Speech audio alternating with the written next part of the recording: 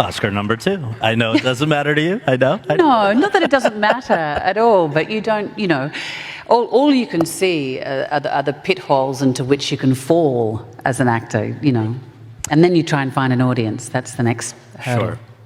Let's talk about a project that I think you were part of a group of people who were trying to realize for years and years, and for some reason, I guess it was not clicking until 2015 when we got to see you in the adaptation of Patricia Highsmith's 1952 novel, The Price of Salt, which was called Carol.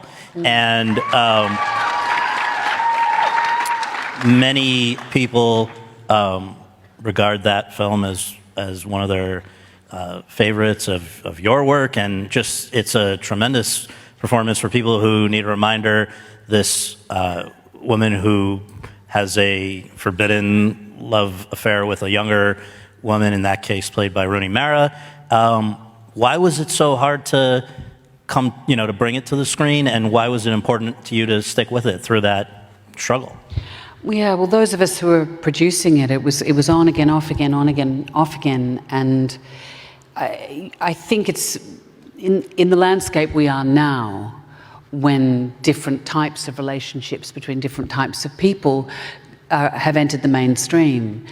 It wasn't like that back in 2015. I mean, that is recent history, and I don't think, I just couldn't see why it was so difficult. It had Todd Haynes directing it, it was Rooney, it was me, and we were producing it with Liz Carlson and Stephen Woolley, and we thought, well, this is going to happen. And of course the budget got lower and lower and lower and lower, but and so we just thought, we'll just make it and we'll make it work. But even so, I don't think any of us could have realised the reception that it would have, or how lasting the impact would have been. Obviously, in the same way that the novel did, it was a positive ending to a same-sex relationship.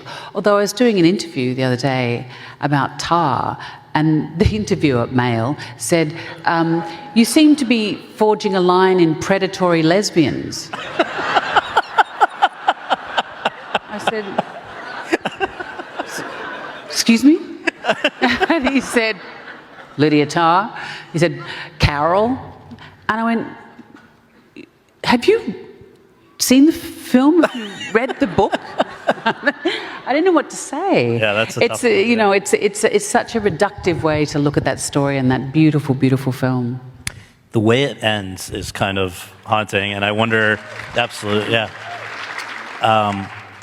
Would you mind reminding folks just that final closing bit about the film and what you interpret it to mean? I think people really wonder about these characters. They felt very sort of invested in them. It's a lesson in ambiguity. I mean, Phyllis Nage, who wrote the screenplay, really beautiful screenplay. It has this open, which I don't want to spoil for those of you who haven't seen the film, who might see it, where Rooney's character Therese returns to try and find Carol, but they just see one another across a crowded room. And it has to be, we knew it had to be incredibly full of possibility. And I think there had been a scene after that which was more descriptive about what would happen next. But I think it meant that it meant that the road wasn't going to be easy, but it was open. There was but it was an acting lesson in ambiguity. That's great. And second time with Todd Haynes, and I guess I should ask you, because, I mean, here's a guy who has, from the ones you've made with him, Far From Heaven, we could go on and on about, he seems to, I don't want to say draw out of actresses, because they're the ones that are at least equal partners in it, but like, what is it about the way he works with actresses where so often they do such great work for him? He comes with these incredible mood boards and sort of almost like a soundtrack for your character, so you get into the mood of how he might shoot you. And so he was he's very generous with including you into that world. So he was interested in the photography of Sol Leiter and my brain's gone, but there's a wonderful female photographer who was actually a babysitter, and I think there was a Vivian Meyer, I think is her name, yeah, and she would photograph. There were sort of strange self-portraits where she'd photograph herself in shop windows, and you'd catch part of her in a mirror or something. But they and so you were really invited into the texture and how you were going to be looked at, which is useful because then you can absorb that and forget about it and just play the scenes. But he's a really wonderful. And he's also, in a way, it still feels as kind of fluid as a student film. You know, I'd seen years ago, I'd seen his student film when he was at NYU called Superstar, which was the Karen Carpenter story done with Barbie dolls. Underground, right? Unbelievable. Watching this Barbie doll with her mother yelling at her, vomiting into the toilet. It was heartbreaking. It was really, only he could have done that. It was really incredible. Speaking of student film, like I think going back to wherever it was, NYU, I forget where, but he and Christine Vachon since then through now. Yeah, he has long relationships. Yeah.